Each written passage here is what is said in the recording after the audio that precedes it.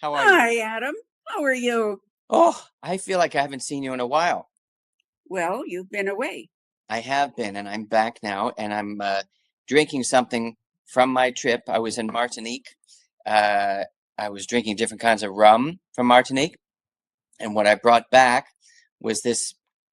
I like the flavored rums. This is a peanut rum or a peanut liqueur, and God, it is good. I would put this on ice cream. I put it in my coffee, but right now I'm just drinking it straight, and it is delicious.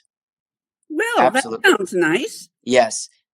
And I'm drinking Zirkova vodka, which Okay. is in a martini. And this vodka is from the Ukraine. And the Ukraine is very much in our minds and in the news these days. So I would like to make a toast to world peace Hmm. and say, let me just put a touch more in here. Nazdrovia. That's true.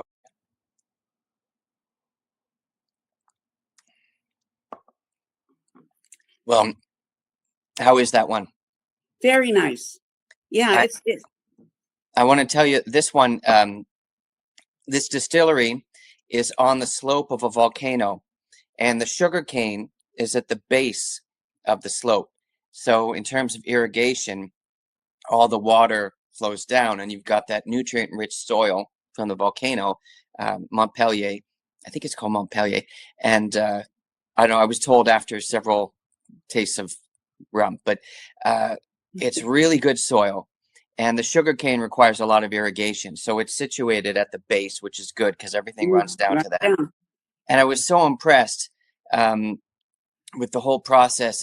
I'm familiar with bourbon distilleries. Rum is different, obviously. I had such a good time in Martinique, and I didn't. I wasn't fully conscious of this until I was there. But it is a department of France, and so everything is French. Their president is Macron.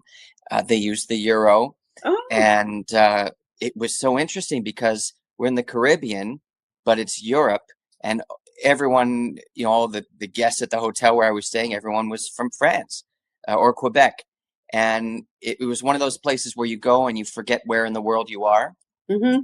But it was an incredible paradise. The colors, the blue of the water, the green of the foliage, and all the flowers. They call it the island of flowers. It really is a tropical paradise that looks like it's been photoshopped because everything is Kodachromatic and spectacular. It's like when you see a postcard and wish you were there, and then you get there and you can't believe that you're there. That's how gorgeous it was. Well, that's sounds wonderful. Yeah. Let me tell you about Zirkova. Okay. It's from the Ukraine, and when Russia invaded the Ukraine, Yes. the Zirkova company said, "Let's get out of here." And they moved all their equipment, lock, stock, and barrel, to Ontario. So Really? the whole factory is here in Ontario. Really? Yes, and they're doing very well. And I'm very happy that they're here because it makes a great martini. Sure. Well, we've got a huge Ukrainian population in Canada, but Yeah. what is that vodka made from? Is it potato? Is it wheat?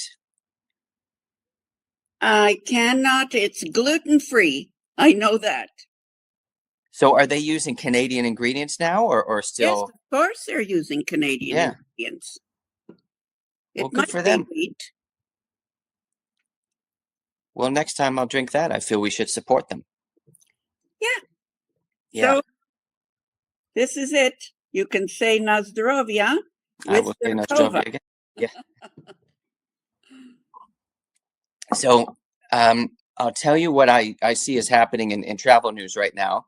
Um, there's so much noise in our lives. And the World Health Organization rates that noise pollution is the second most important cause of ill health.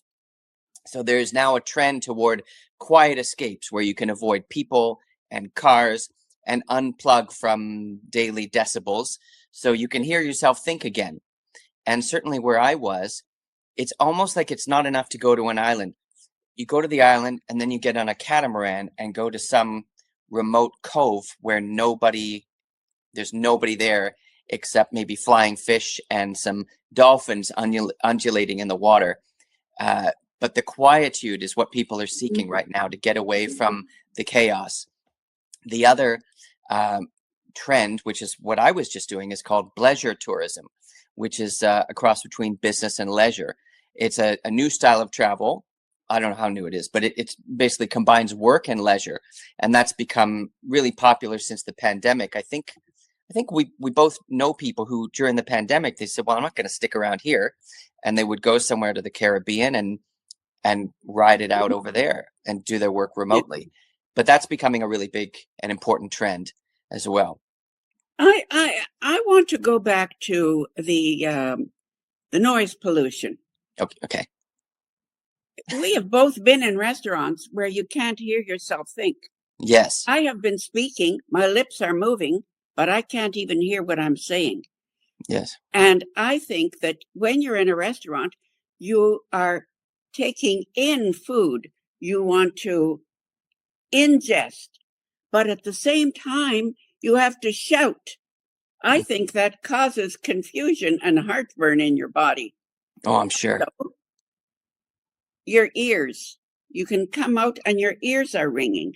But I don't know why restaurateurs do that. They want you to think that you're having a good time. Well, I think it's also because we're moving at electronic speed. Everyone is on their iPhone or their Android or some app. And so the language of intimacy is lost. To just sit with someone and look them in the eyes and have a conversation is sometimes scary. So to have that soundtrack helps. Just like when you're at the gym, you need that kick to help fuel you. Sometimes it fills the silence so it doesn't feel as dry. But it is unfortunate because I've been to some media dinners where everybody is on their cell phone. Well, that's work. Yeah.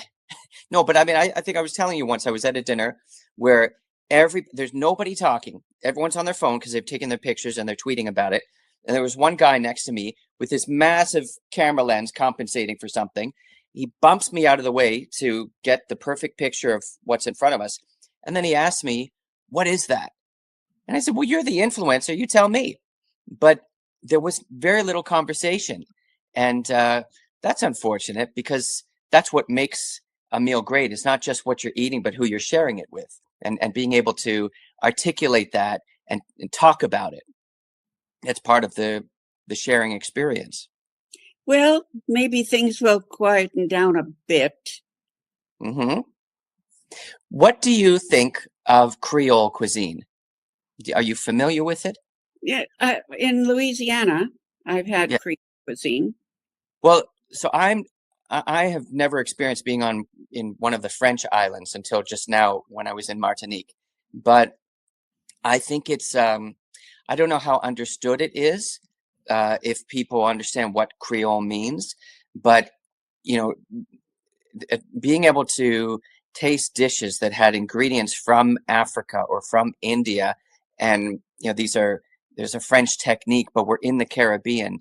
I thought that was fascinating, and I was able to eat certain dishes. This one in particular, chicken Colombo, which is my new favorite thing. And I brought back a lot of the spices so that I can make that here.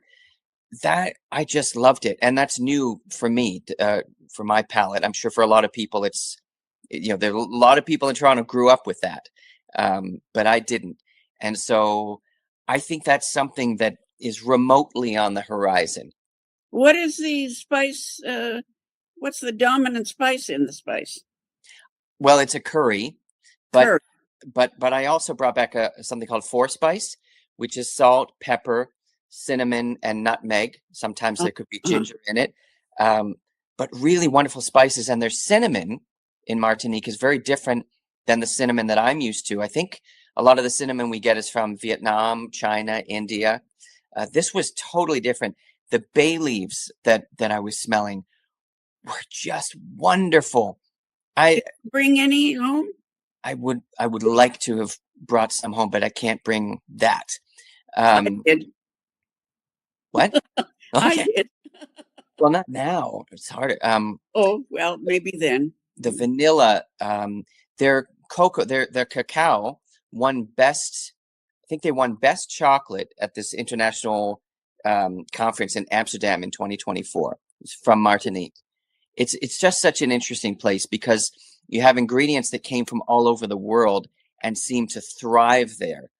I just couldn't get over what a paradise it was. Well, it sounds wonderful. Meanwhile, we have someone waiting in the green room. Yes. So I want to just pitch something to you here. All right. I'm going to read you a few menu items. Latke with salmon roe, chive cream, and maple kombu. Wagyu Reuben with Gruyere, truffle mustard, and sauerkraut. Eggplant with gochujang, radish, sesame, and crispy shallot. Bay scallops with yuzu relish, chicken crackling, and cauliflower cream. So each one of those sounds ridiculously good. And Yeah. I'm salivating just reading that. They're all menu items at a restaurant that bears your name, but I'm afraid it's likely named after another Sara. This is from Sara Restaurant in Toronto. And it's just one of several restaurants and dining concepts developed by Adrian Niman, Chef Adrian Niman, who is also the dude in Food Dudes. I'm sure there are other dudes too, but no one else is as cutting edge a dude and as eagerly innovative as Adrian Niman, whose food trucks and event catering seem to be the essential stamp of coolness at any function I've been to in Toronto over the past 10, 15 years. I think the first time I met Adrian Niman was at a culinary event by Ollie, in which cannabis was the main ingredient. And I noticed him because he was not only the best chef there, but also the general consensus was he was also the most handsome. I think Adrian is a chef whose business acumen enables him to break that fourth wall, so to speak, and expand the concept of the kitchen to incorporate different ingredients, different experiences, and different kinds of environments. And he has an interesting history. He started as an apprentice of Mark McEwen at North 44.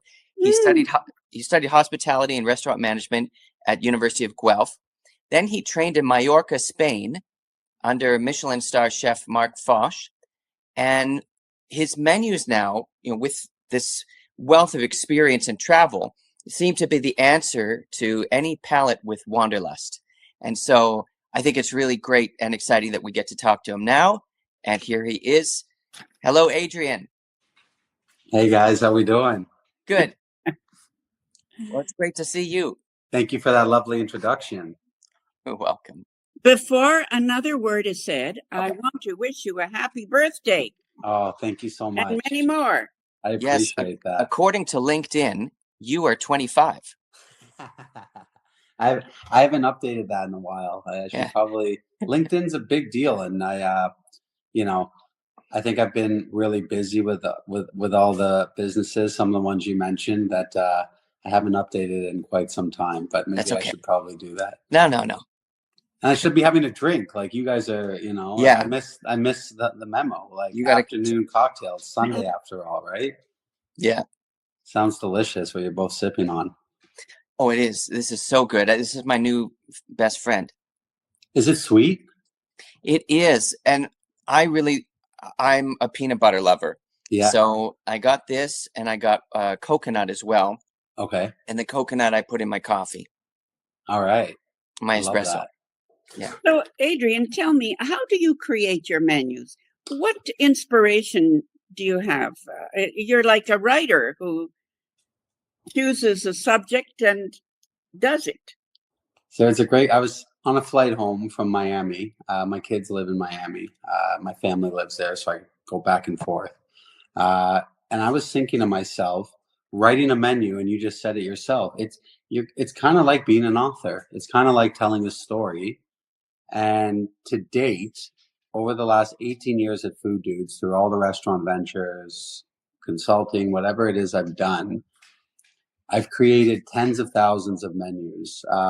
Just last week, I think I had to do 34 menus for, we do a lot of custom weddings, and in this day and age, there could be a beautiful Persian bride marrying a handsome Italian man, and they're looking for an Italian, so we're seeing all sorts of really cool, different fusions that I've never done before, and they want influences from both their heritages in the menu.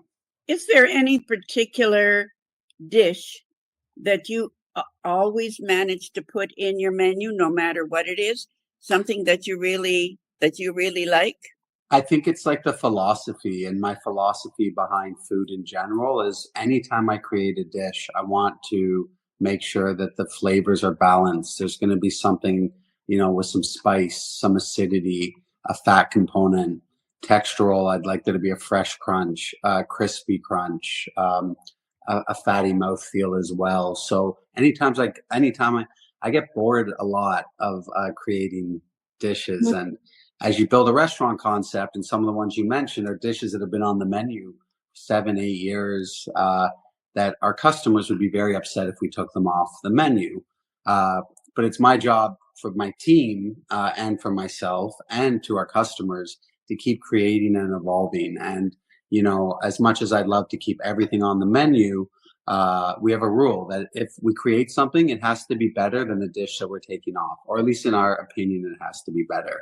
And, in terms of the menus, like it is really like telling a story. And, when I'm creating all these menus, it's still something I love to do for my business. And I have hundreds of employees now that would all have the capabilities of creating menus. And as long as I create stuff that is keeping in mind, like for catering, for example, if I put on my main catering dish, we have to create dishes that have to be replicated thousands of times.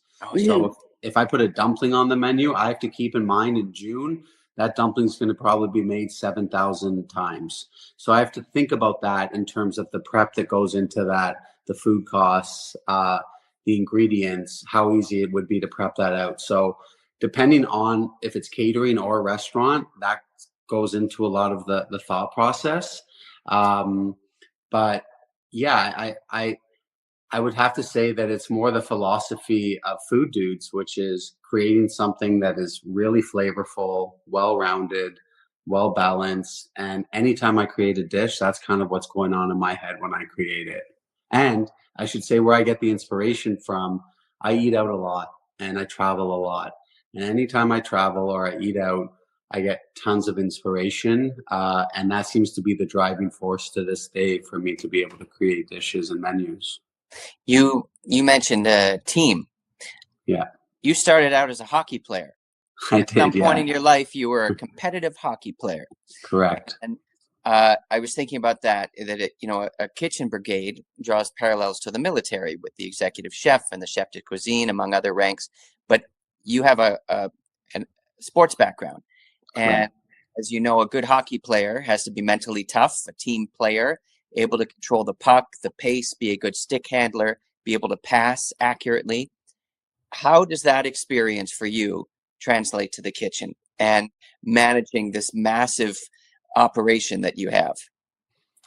My son's 10 years old, and he's following his dad's footsteps, and he's a big hockey player in Florida, and he's doing exceptionally well. And it was all him. He's someone that wanted to do it, and it brings me back to my childhood and really just about sports in general, Adam, as you mentioned. Like, I think that it really teaches you a lot about leadership and group dynamics and being selfless at times and learning how to lose, learning how to win, how to react in those moments. So I would say part of the reason why I became such a good leader is because of all those moments playing hockey and playing in a team in high pressure situations. And I've carried that through with me I was never a great student in school, for whatever reason. I just, a lot of B's, a lot of C's, a few D's, if I'm being honest. And, I think that for me, growing up and playing as much hockey as I did is something that's really helped me in my career on how to manage people and how to be a good leader, and definitely helped me along the way. Well, does your restaurant, Rasa, Hmm. okay, so you received a Michelin star, A bib gourmand. a bib, Yeah. sorry. But I will say that to me is, we were never expecting a Michelin. We built that restaurant for $350,000. Well, honest you with know, you. it's not, it's the quality. And Correct. for the reasons that they gave you, the bib, Hmm. how has that changed your clientele, your menus, your business process? Has it changed at all? When we found out, we just did a new partnership with Compass Canada, and we were at the launch party for that. And I was in my chef uniform, and it was a really big deal in my career. And one of my operational managers and business partners came running over to me, and they're like, "Rasa just got announced the bib gourmand," and we catered the Michelin event. We've catered it every year since it came to Canada. And this was the first year I had to miss it because of this event. I was there, by the way. You were there? Awesome. Yeah, the food So was food was great. Oh, thank you. Great. Well, we know that there's a lot of, affluential people like you that would be there, Sarah, and a lot of, and there's a lot of pressure and a lot of nerves for people going to those events that are hoping to get stars or retain stars, and it's a great thing to happen. I would say, I would say that Michelin coming to Canada is a chance for Canada to be recognized on the global, culinary scene, which I think it should have been Vancouver, Montreal, Toronto. I think it should have been well received years before. And I'm not sure that the Michelin, the people that have been awarded Michelin stars here, that it's changed the way Torontonians, being that I'm from Toronto, I can't speak on the rest of the country, that it's made us gravitate more to go into those restaurants that we've already frequently visited. I would say people that are coming to Canada or Toronto that don't know a lot about where they're going to eat, there's a huge benefit to be able to looking at that guide and just the amount of respect and weight that it carries to have an idea of where you could go and eat a meal. When I was in Paris last year, I had all these Michelin star restaurants booked. And halfway through the trip, we were just like, enough. We want to go to the cool bistro down the street. We want to go to the wine bar that is an hour and a half wait to get into, which is serving the best cheese and funky wines and charcuterie and but how it's really, we have definitely seen an increase in sales at Rasa. It is a neighborhood hole in the wall type restaurant, like an if you know type place. It never got lots of awards. It's got a great rating on Google Review and TripAdvisor. And when we did receive it, I didn't believe it at first. And then I saw the article come out shortly after where it did list us as one of the ones to get it. And we've definitely seen an increase in sales since that happened. And it definitely inspired us after getting it to just relook at our menu and say, okay, these are the items we can't get rid of. And these are the things that we want to do to start pushing the envelope a bit more. And we have noticed that the clientele, a lot of people that have been coming in still for the first time, we just had our 10-year anniversary last June. We noticed that we're seeing a lot of new faces come through the door. So there's definitely the awareness has grown from it. And, I think it pushed us to even take it to another level, what we're trying to accomplish there. Is it just the menu though, or do you look at other aspects of the dining experience, like the service, the hospitality? I think that's a big part of it. I'm like, one thing that makes Rasa so special, and I hear this all the time, is when you come into that establishment, you feel like you're being hugged by the staff without being hugged. You know, if you've been there before, we know who you are. We make you feel like you're at home. There's zero pretension in what we do there. There's not a uniform that our staff have to wear. We haven't really renovated the space. Obviously, we do deep cleans every quarter, but you know, I'll never forget. Like, this guy came in and called me over to the table, and he was going on about how good the food is. He's like, "But I got to ask you." He's like, "When are you finishing the renovation?" I was like, So it's rustic. I was holy shit. Now, what about you? I mean, you mentioned you're in Miami. You also have Food Dude South, right? Correct. Yes, we expanded during the pandemic to Florida, and Mimi Chinese, which I'm an investor in, which is David Schwartz, Love that. Linny's, Mimi, Sonny's, Harlow and David Schwartz are the brainchilds behind those concepts, and I've invested. David worked for me at Rasa and at Sara, and I've been lucky enough to be invested in those. That's the only restaurant we've brought south of the border is Mimi Chinese. But do you notice a difference in how the restaurant is received? That, like, are there? I mean, I suppose there are obvious differences. It's a completely different city, but as a restaurateur, what do you notice as a difference in the clientele in Toronto and in Miami? And I mean, some of your Miami clientele might be from Toronto. Well, from a catering perspective, I don't know why I thought this, but I thought it would be a lot easier to grow the business, you know, given my reputation and my name. But a lot of it's really like been a humbling experience from a catering perspective, and we've really had to put a lot of work into it. We're in our third year. We just upgraded to our second kitchen to get some more space. But you have a great name. Food Dudes is like the ideal name, because who wouldn't take a look at that? It does help. I will say, though, that nobody in the US really know, like, the snowbirds that come down have been great when they do come down, but the seasons are reversed there. So summertime, for example, which is our busy time of year in Toronto for weddings and corporate functions and the Honda Indy and all these big events at Hotel X and you name it, I find that the season there is basically October to May, and then it really shuts down from June to September, and those are our busiest months here. So from a catering perspective, it's the name. Yes, it as people start to recognize it and understand it, but it has brought me back like 12, 15 years in my career in terms of what we're building there. From a restaurant perspective, our partner down there, Dave Grutman, who is like Mr. Miami, he's got a ton of very successful restaurants and nightclub venues in Miami. When we opened, he brought David Beckham and Victoria Beckham, and it was like the perfect storm. They ate. USA Today took a picture of them in the restaurant, said new hotspot, Mimi Chinese.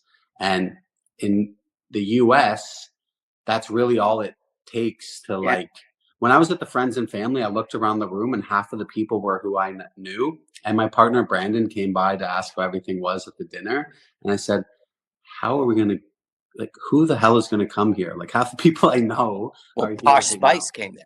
Exactly. So, and then it just kind of snowballed. So the other big thing to recognize in the US, Toronto diners are very fickle. We like to eat between 6:30 p.m. and 8:30 p.m. Mm-hmm. I'll be at a restaurant around 10:30 p.m. in Miami, and I'll get tapped on the shoulder by my server that says, "I'm sorry, Adrian, but we need the table back for another diner coming in." You tell me a place in Toronto where that happens, where people come to eat at 11 p.m. at night, right? It's not a thing. So I would note it.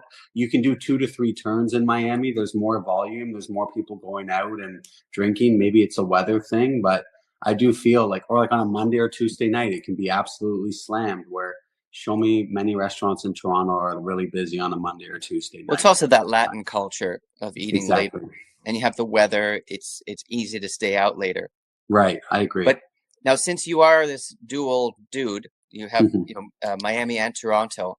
I think you're an interesting person to ask. Do you feel, or do you think that the incoming tariffs are going to affect your restaurants at either end, either in Toronto or in Miami?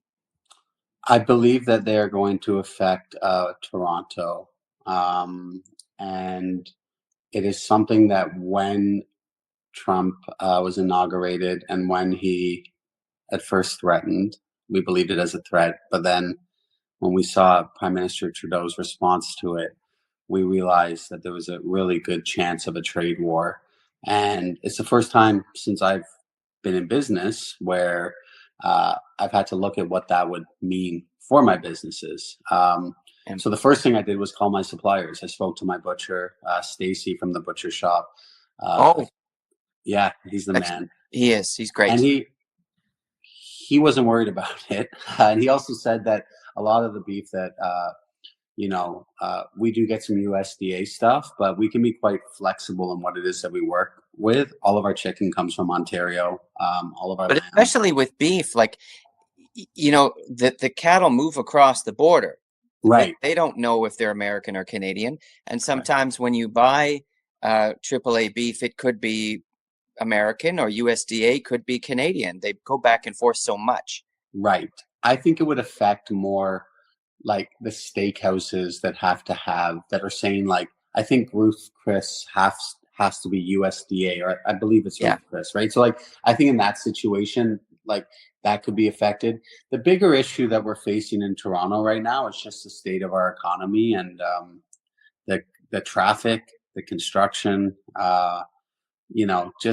there's so many issues that we're facing as a country. And for this to be added to that, it's going to be a tough winter for a lot of restaurateurs. I'm getting a lot of calls from realtors asking if we're interested in taking over spaces. And so it is something we're concerned about.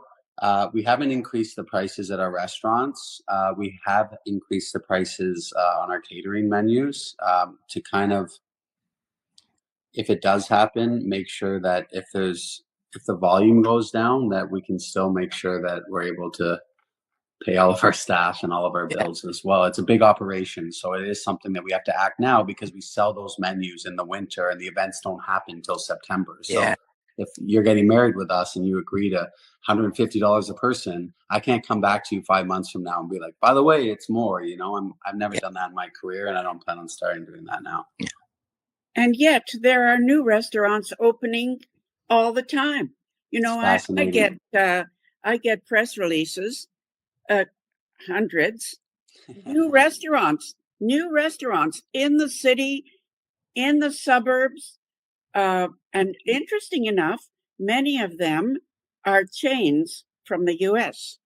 Correct. It's a really good point, Sarah. I've noticed. I was really interested when Milos, I think it originated in Montreal, but Milos, Nobu. I've paid close attention to these restaurants, that new one, Chop Steakhouse, or I've been to Chop. Yeah. So in Etobicoke, and they've just opened another branch. Yeah. And I'm looking and I'm like, I don't understand it. I'm as confused as you, where it's like, who is going to be able to support all of these restaurants? And they're busy. Like, Nobu is busy. And I don't understand that. I don't know why we need another Japanese restaurant or another steakhouse. We don't. And it's actually something that part of the issue is, you get these landlords that they want to make sure, like, as opposed to dealing with someone local and really like working and like keeping it about Canada and Toronto. It's part of the problem when you're bringing in these big brands, and anyone can get off to a hot start. Like Harbor 60, for example, just did a massive renovation. Lisa's a good friend of mine, and Jeremy, one of the GMs there, and I was able to see the space, and it's unbelievable what they did with the space. And they're opening an Italian restaurant and a venue and this brand. Like I can only imagine how much money went into that. Yeah. And what a risk. Like when I just look at what's going on in the country, it seems like it should be a time that we should be more, but it gives me hope and faith when I see Harbor 60 is also an institution, and it's right near where the Leafs and Raptors play.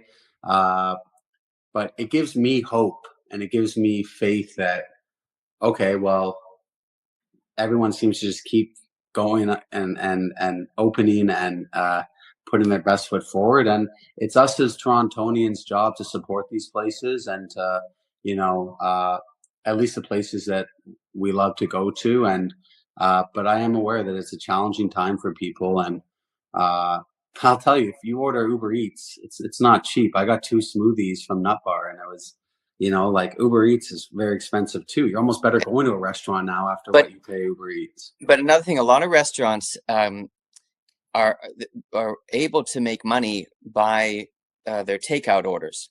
Mm-hmm. Correct. Since the pandemic, it's takeout that has saved a lot of restaurants who are otherwise underwater. And Right. so it's the takeout and the catering that have been the lifeline. And Adam, when's the last time you ordered a takeout meal that you really thoroughly enjoyed? You can't, like, I let's just say, ordered even takeout ever. just with Ever. pizza, if you Okay. get pizza, the box is closed.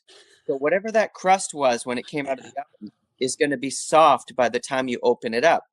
And it's, with any food, it just sits there, and that moisture causes it to lose whatever integrity it had. Pizza is the number 1 ordered food by human beings on the whole planet, and we've been eating it wrong for Forever. decades. And and the ones that have the best shelf life have the most amount of crap and chemicals in them. Like, we experienced that when we opened Blondie's. My partner, he was fermenting the dough for 72 hours, and when it would steam in a box, it would become extremely chewy. We were getting a ton of negative feedback, and it was just like, of course, like anytime you're going to decide to ferment something, it doesn't do it any justice once it's steamed in that box. And maybe there's something new that can be created for it, like holes, but then the pizza gets cold. And if you ask people, they prefer that their pizza gets there hot. When the key, and I'm going to tell this to all your listeners, is when you order a pizza, fire your oven to 400 degrees. When it comes, take the whole pizza. Do not put it on a baking sheet. You can put the baking sheet on the rack below if you're worried about any cheese or anything melting or sauce. Put it right on the rack, and for 3 to 4 minutes, and the crust comes back and everything comes back. So that's a little advice for anyone that, I'm sure you guys already do that. You guys are pretty savvy. You know what I mean? So Don't you? I never ordered a pizza in my life. okay, good. Smart woman. Well, let me ask you this. You were talking about catering and how it's impacted by the tariffs. There are so many changes over the past few years. The pandemic changed catering. I remember it wasn't too long ago that everyone said, especially at the start of the pandemic, that the buffet was dead and done and never to return. And the catering industry took obviously a massive hit. So, and then coming out of that, there's different demands. You mentioned a wedding where there's an Italian, and I can't remember the other Persian. Yeah. So you have better travel dining public, more multicultural public, more access to international ingredients, but also more consciousness of the need for sustainability and responsibility, even with the utensils and the plating. So, notwithstanding all of those components, how do you see the concept of catering as having evolved since you first established Food Dudes, and where do you see it going? It's actually a really great question. I think the pandemic opened our eyes to a lot. We started a concept called Fair, where we were packaging these beautiful boxes that literally looked like you got a purse from Chanel, and everything was just beautifully labeled. And we had a lot of success with it. And it's funny you mentioned buffets because, we also thought at that time that they, would become extinct. I should say we have pushed for past appetizers and food stations, interactive food stations, when the budget is available, as opposed to buffets and lining up in this big line. And something that we've also changed about our buffets, because I should mention that they have not gone extinct, and it's almost like the pandemic.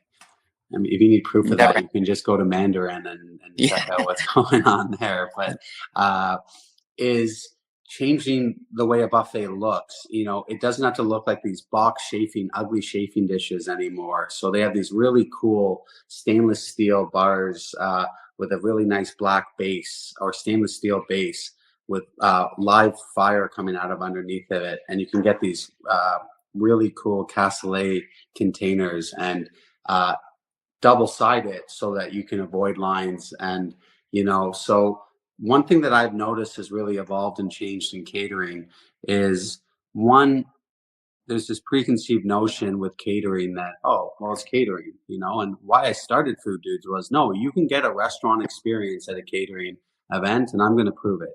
And we started with our canopies and creating these one bite explosions. So the days of getting those box spring rolls with the plum sauce, or those ace buns that are this big and you have a little slider on the inside. Like, we make all of our own buns at Food Dudes to this day. And so that was something we changed initially. The next thing was salads. And when we opened Rasa, we did the Rasa chop salad, which I actually have tattooed on my arm. And that salad became an iconic salad in Toronto with all these beautiful ingredients, with a jalapeno feta spread and crispy chickpeas. And it's crazy, when I created that salad, it was for the restaurant, not realizing that it would make such a great catering salad, because the base of it is kale and quinoa, which as it sits, it doesn't water out like an arugula or a baby green would. So the first thing was that we can create a restaurant experience in the catering world. The second thing was, what has evolved over time is a lot of the design. And I'll give you an example of that. Like, there used to be these little menu cards. We now have beautiful iPads that have menus and floating pictures of what it is that you're eating at our stations now. So more integration with technology has been one thing that's really changed in catering. Taking food trends and repurposing them at catering has definitely evolved and changed. And I would say, what else is a big thing that really changed since the pandemic? I think people are excited to be back out and getting back to a form of normalcy. There's those few people that seem, if there is a buffet or something, that they're a bit hesitant. But overall, I've been really, given what the government was telling us during the pandemic and everything, and what we all went through, I'm really proud of Torontonians and Canadians, how we bounced back as an industry from what happened. We lost 99% of our sales. All of our staff got laid off. And so I think that's kind of what encapsulates it. Like, I've noticed that there's been an increase in food quality.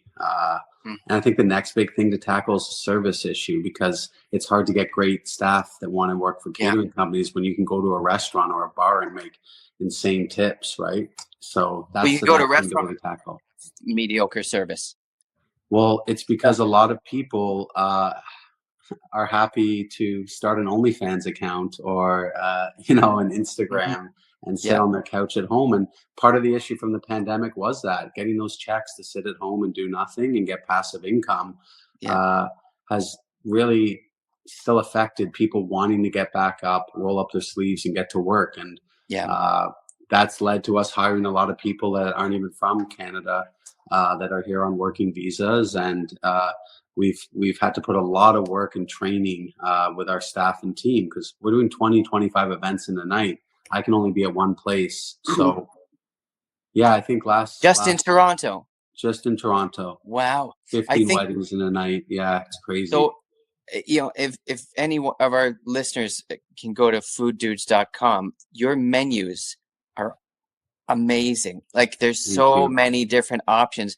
I was looking at it today, and just by coincidence, I'm also starting to think about my son's bar mitzvah. So all right. I'm keeping you in mind. So, I promise to practice what I preach, and I would love to personally come and be there to celebrate with you. Yeah. That's exciting. I've just been listening to you speaking and your career and your philosophy, and you started when you were so young. You're really a risk taker. Yeah, I am. Yeah. You continue to be a risk taker. because you branch out a little here and branch out a little there. And have all of your ideas been good? Sarah, this is something that I wanted to mention today because I've been doing a lot of reflection on this. We love to talk about like the successes and talk about all the things that have worked out. And everyone will say, oh, anything Adiran Niman touches turns to gold. I can assure you I've had a lot more failures than I've had successes. Well, I think you've had a few what I call learning experiences. Lots of learning experiences, from partnerships to before this call, I had to send an email with my lawyers on it. We're owed a ton of money. This was an idea we were so excited about. It's an idea I personally brought to my business partners that I am responsible for, that has completely blown up in our face. And, people close to me see it and they understand it. People,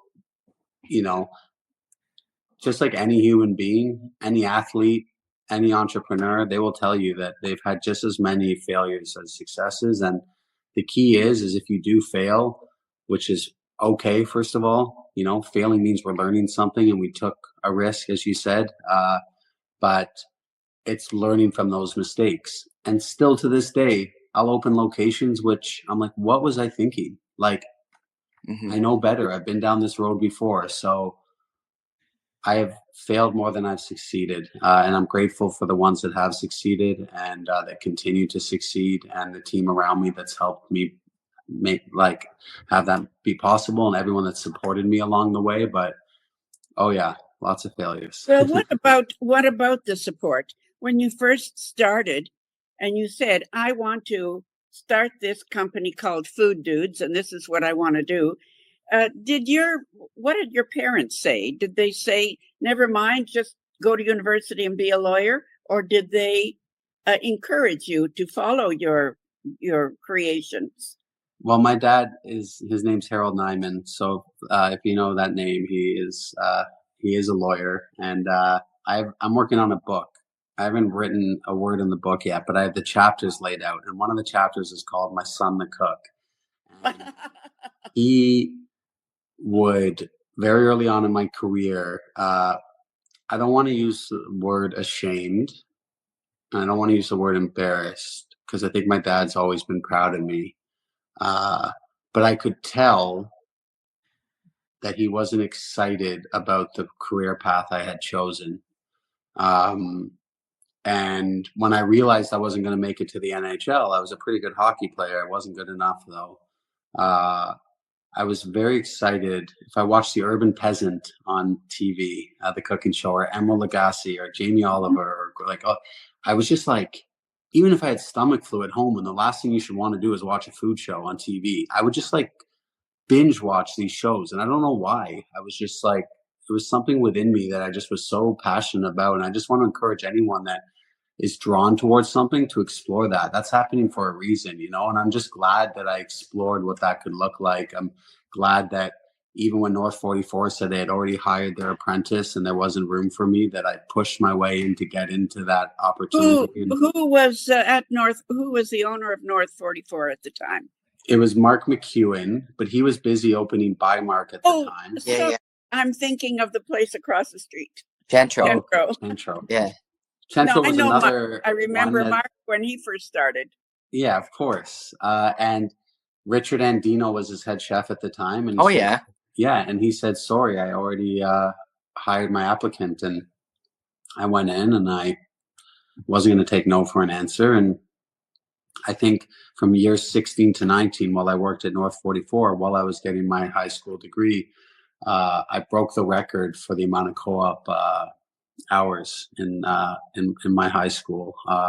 You had to get to 400, and I think I got to 1,200 because it's during the day and all the action happens at nighttime. So I wanted to see what it was like. And my parents would be like, are you coming home to do your homework? And I'm like, no, my job is when they call the fish or the meat or the protein to put it in the right, and my job was just to go in the fridge and get it. And I was like, and I wasn't getting paid. And I just was like, I felt like in love with that whole concept. And I did realize after my trip to Spain, though, that I didn't want to make $60 to $75 a day anymore, and I wanted to start my own business. And people hated the name Food Dudes. They just thought it was like a hot dog and hamburger name. And a guy once at the one hotel told me he could never hire us because of our name for a $500 a person dinner. And I've carried a lot of that. The one hotel? At the one restaurant at the Hazelton Hotel. Sorry. Oh, well, I can understand, wasn't it? Pardon? That was Mark McEwen, wasn't it? It was, yeah. And when I started Food Dudes, and he was, I was at the bar and I was having a vodka soda at the time, and this guy was having a martini. He asked me what I did. I sent him my business card. I showed him my business card, and he just like basically flicked it back at me, being like, "I can't hire a company called Food Dudes for my events." Well, that was his mistake. but I can understand. I can In the understand end, the initial misconception from some people, but I think inevitably and invariably it became a really cool hip name. Yeah, it worked. At the time, Rockstar Chefs was like it was a thing happening, that it was a movement. And, I wanted to show that you could have a cool name and still do really avant-garde cuisine and give amazing service and care. And that's why people still work with us to this day. Event planners, venues, we make their jobs easier because we say yes, and we don't make their jobs difficult. We take on more, and it's just about giving a shit. Like there's no other way to say it. Like, we care more than our competition. I know that to be true. We generally care more than our competition, and that's what's really been the difference. If you approach food that way, service that way, that's what it comes down to: integrity. I've always said that when you go into a restaurant and you leave and you think about, well, the food was pretty good, but it wasn't great, you'll come back because of the way they made you feel. Right.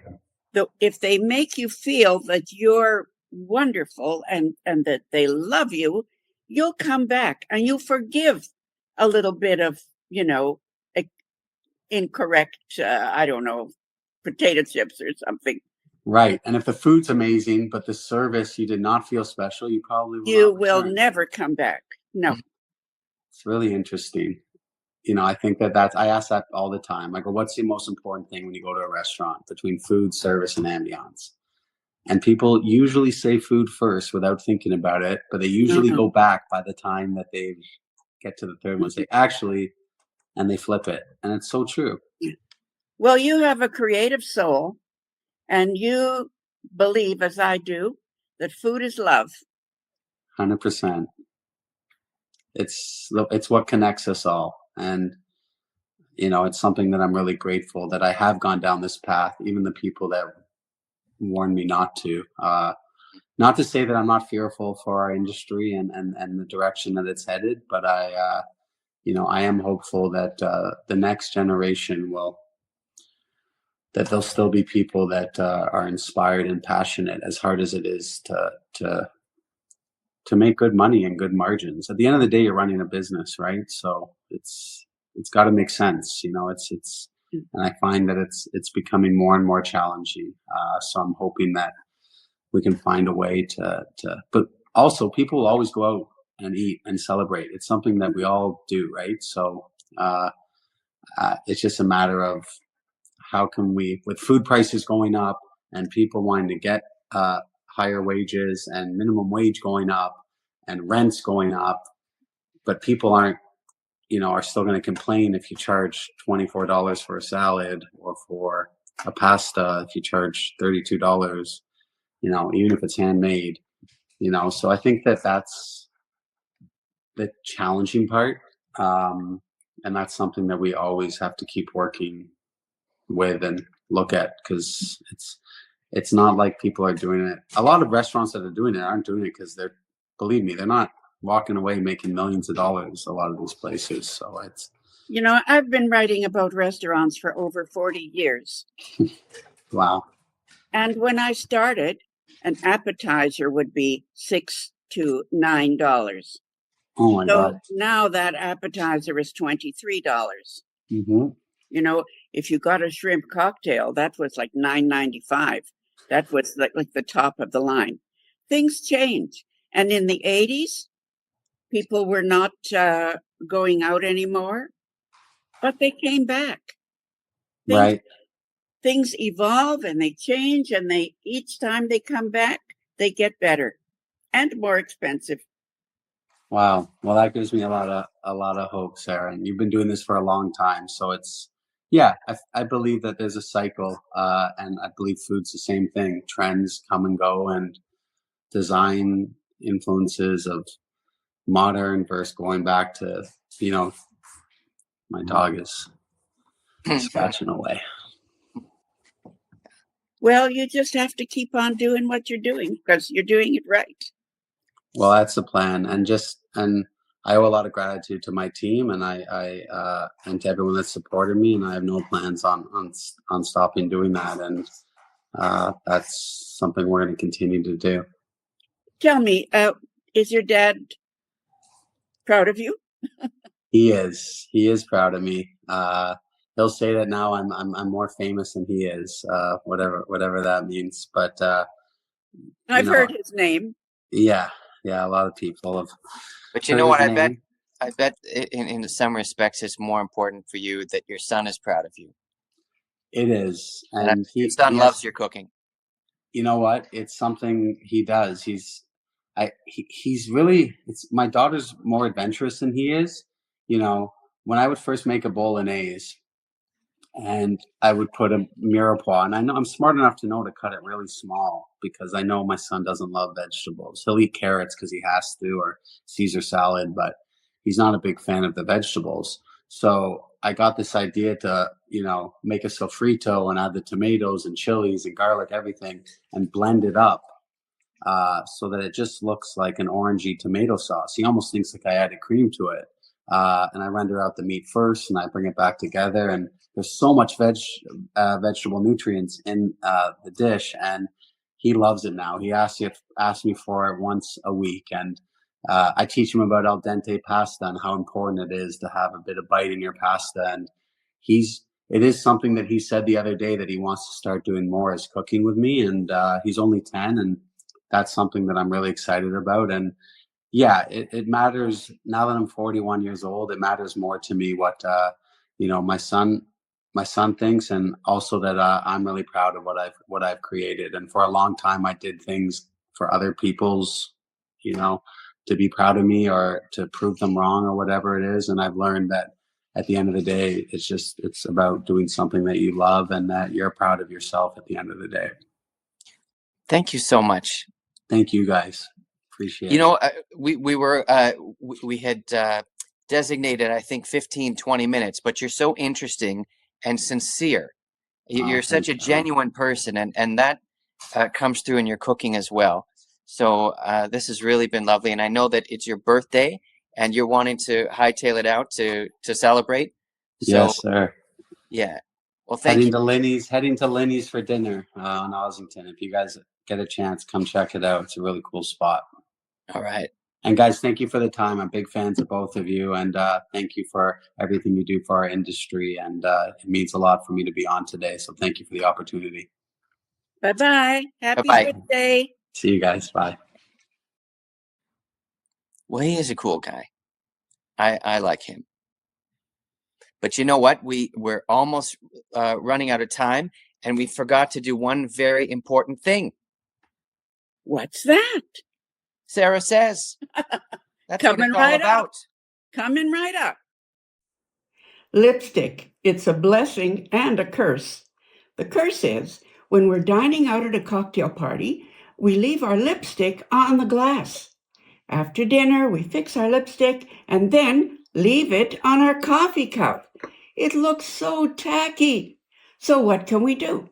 Well, here's a little trick to lipstick-proof our glass. Very discreetly, lick the rim of the glass with your tongue first, and then drink. Voila! No lipstick on the glass. Well, Mom, thank you very much. I'm just about ready for a second cup, so... Me too. I'll see you next week. See you when I see you. Cheers. Good night.